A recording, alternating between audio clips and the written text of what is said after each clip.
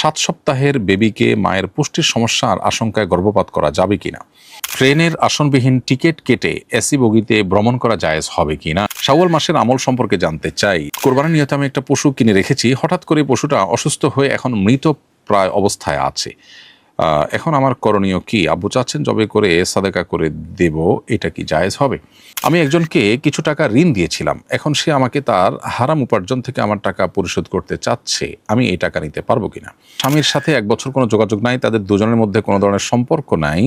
এখন স্ত্রী যদি আবার বিয়ে করতে চায় তাহলে স্বামীকে ডিভোর্স দেওয়ার পর স্ত্রীর কি ইদ্যত পালন করতে হবে? চলুন তাহলে আর বিলম্ব না করে যে সমস্ত প্রশ্ন ইতিমধ্যে আমাদের কাছে চলে এসেছে সে সমস্ত প্রশ্ন উত্তর দেওয়ার আলোকিত ভুবনে আমরা প্রবেশ করি। শাওয়াল মাসের আমল সম্পর্কে জানতে চাই। শাওয়াল মাসের সবচেয়ে গুরুত্বপূর্ণ আমল তো শাওয়াল মাসের 6 রোজা, যেটা আমরা ইতিপূর্বে বিভিন্ন লাইভ অনুষ্ঠানে বলেছি।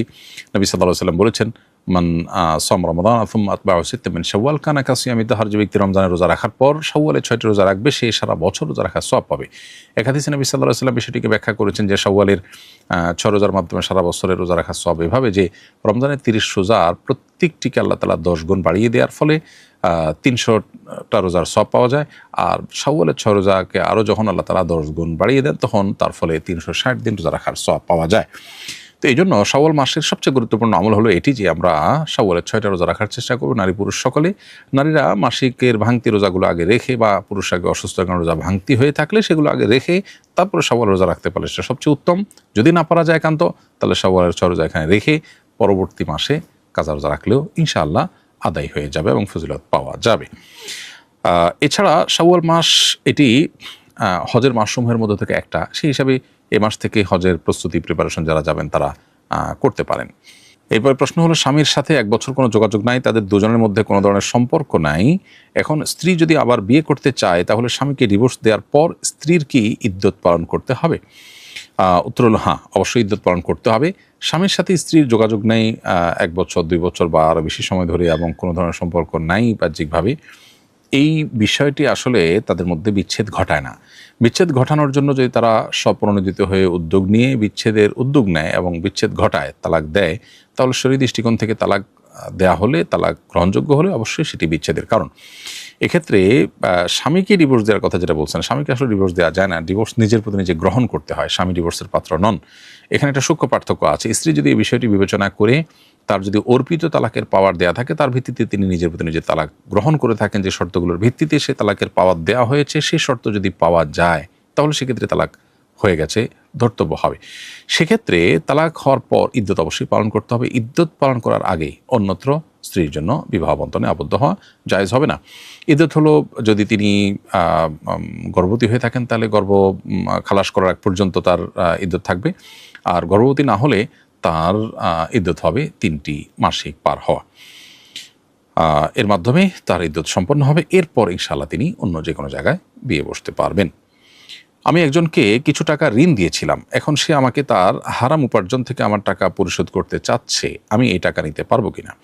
উত্তর হলো, যিনি আপনাকে ঋণ পরিশোধ করছেন তিনি যদি স্পষ্ট করে বলেন যে এটা তার হারাম উপার্জন থেকেই তিনি দিচ্ছেন, তাহলে সেটা আপনি নেবেন না, গ্রহণ করবেন না, বরং হালাল অর্থ থেকে উপার্জন করতে তাকে বলবেন।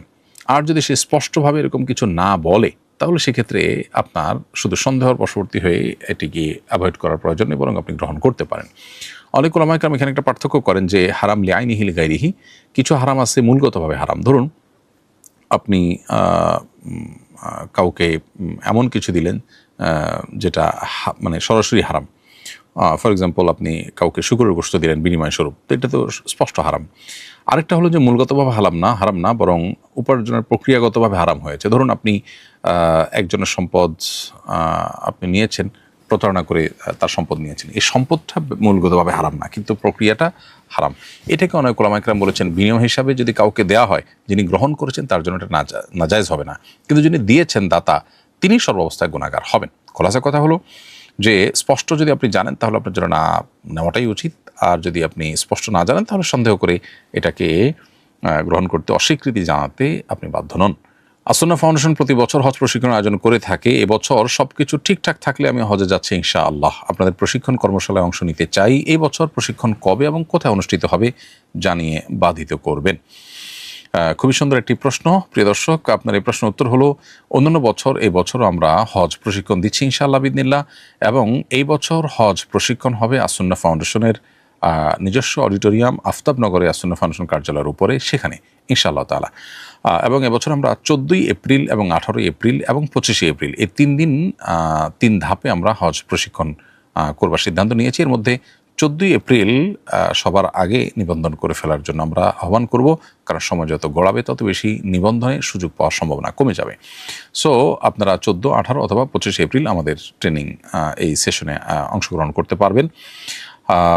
আফতাবনগরে আসুন্নাহ ফাউন্ডেশন যে অডিটোরিয়ামে যে ট্রেনিংটা হবে, সেখানে আবেদনের জন্য অংশগ্রহণ করার জন্য আপনাদেরকে অনলাইনে আবেদন করতে হবে। এই বিষয়ের জন্য আমাদের verified Facebook page, Assunnah foundation verified Facebook page, সেই সমস্ত জায়গায় যে সার্কুলার আছে, সার্কুলার লক্ষ্য করলে আপনারা দেখতে পাবেন যে সেখানে কিছু তথ্য দিয়ে আবেদন করতে হয়। এর জন্য কোনো ফি লাগে না।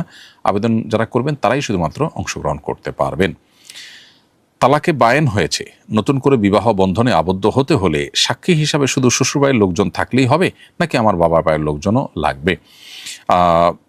স্বামী স্ত্রীর মধ্যকার তালাকের মাধ্যমে যদি সম্পর্ক ছিন্ন হয়ে যায় এবং পুনরায় বিবাহের মাধ্যমে আবদ্ধ হওয়ার সুযোগ যদি থাকে, যেমন 3 তালাক যদি না হয়ে থাকে, তাহলে সেক্ষেত্রে বিচ্ছেদের পর পুনরায় বায়েন, তালাকে বায়েন বলতে যে তালাকের ফলে বিচ্ছেদ হয়ে গেছে ইতিমধ্যে, ধরুন 1 তালাক দিয়ে আপনি 3 মাস, 4 মাস, 6 মাস অপেক্ষা করেছেন, তাতে বিচ্ছেদ হয়ে গেছে। এছাড়া আরও বিভিন্ন পদ্ধতিতে যে বিচ্ছেদ চূড়ান্ত হয়ে যেতে পারে। বিচ্ছেদ চূড়ান্ত হওয়ার পর যদি পুনরায় তারা বিবাহ বন্ধনে আবদ্ধ করতে চান, 3 তালাক যদি না হয়ে থাকে, তাহলে সেটা করার সুযোগ তো আছে। এখন এই বিয়েতে মূলত একজন পুরুষ এবং 2 জন মহিলা, কিংবা 2 জন পুরুষ, হয় 2 জন পুরুষ আর না হলে 1 জন পুরুষ 2 জন মহিলা সাক্ষী হিসাবে থাকতে হবে। এটা আপনার পক্ষের লোক হবে না শ্বশুরবাড়ির পক্ষের লোক হবে, এটা কোনো গুরুত্বপূর্ণ বিষয় নয়। যে কোনো পক্ষের লোক হলেই সাক্ষী হিসাবে যথেষ্ট হবে ইনশাআল্লাহ তাআলা। সাক্ষীর যে শর্ত আছে, যেমন প্রাপ্তবয়স্ক হওয়া, অন্যান্য বিষয় আছে, সেগুলো থাকলেই চলবে। ট্রেনের আসনবিহীন টিকিট কেটে এসি বগিতে ভ্রমণ করা জায়েজ হবে কি না? আপনি টিকিট কেটেছেন আসনবিহীন টিকিট, অর্থাৎ দাঁড়িয়ে যাওয়া স্ট্যান্ডিং টিকিট যেটাকে বলা হয়, এটা করে আপনি এসি বগিতে ভ্রমণ করলে সেটা নাজায়েজ হবে। কারণ এসি বগিতে ভ্রমণের আলাদা টিকিট রয়েছে। আপনি কম দামের টিকিট কেটে বেশি দামের সুবিধা গ্রহণ করলে সেটা সুস্পষ্টভাবে গুনাহের কারণ হবে এবং নাজায়েজ হবে। এসি বগিতে যারা আছেন তারা একটু বেশি টাকা দিয়ে টিকিট করেছেন তারা যে সুবিধা পাওয়ার জন্য, আপনি সেখানে যাওয়ার ফলে, অর্থাৎ সেখানে আপনি কম দামের টিকিট কেটে বেশি দামের সুযোগ নেয়ার ফলে তাদের তো অসুবিধাও তৈরি হবে, তাই না? অতএব তাদের অসুবিধা হোক বা না হোক, মূলত আপনি যেই টাকায় টিকিট কিনেছেন তাতে যা সার্ভিস পাওয়ার কথা, তার যে বেশি সার্ভিস আপনি নিচ্ছেন, এটা অবশ্যই অন্যায় হবে এবং নাজায়েজ হবে। এটা আপনার জন্য করা উচিত হবে না। 7 সপ্তাহের বেবিকে মায়ের পুষ্টির সমস্যার আশঙ্কায় গর্ভপাত করা যাবে কি না? সাধারণত পুষ্টির সমস্যার কারণে গর্ভপাত করা যাবে না। তবে যদি মায়ের জীবন ঝুঁকির মধ্যে পড়ে যায়, এরকম আশঙ্কা তৈরি হয় যে সন্তান যদি গর্ভপাত না করানো হয় তাহলে মায়ের জীবন হুমকির মধ্যে পড়তে পারে, তাহলে সেক্ষেত্রে, অথবা বড় ধরনের কোনো স্বাস্থ্য ঝুঁকি, যেমন অঙ্গহানি হয়ে যাওয়া বা প্যারালাইজড হয়ে যাওয়া বা বড় ধরনের কোনো ডিজাস্টার হয়ে যাওয়ার মতো পরিস্থিতি যদি তৈরি হয়, তাহলে সেক্ষেত্রে এটি করা যেতে পারে, আর না হলে এরকমটি করা যাবে না। কোরবানির নিয়তে আমি একটা পশু কিনে রেখেছি, হঠাৎ করে পশুটা অসুস্থ হয়ে এখন মৃত প্রায় অবস্থায় আছে। এখন আমার করণীয় কি? আব্বু চাচ্ছেন জবাই করে সাদেকা করে দেব, এটা কি জায়েজ হবে? উত্তর হলো হ্যাঁ, জবাই করে আপনি সাদেকা করে দিতে কোনো অসুবিধা নেই। আপনার উপরে যদি কোরবানি আবশ্যক হয়ে থাকে, অজীব হয়ে থাকে, তাহলে সেক্ষেত্রে কোরবানির দিনগুলোতে আপনি অন্য আরেকটি পশু দিয়ে কোরবানি করবেন।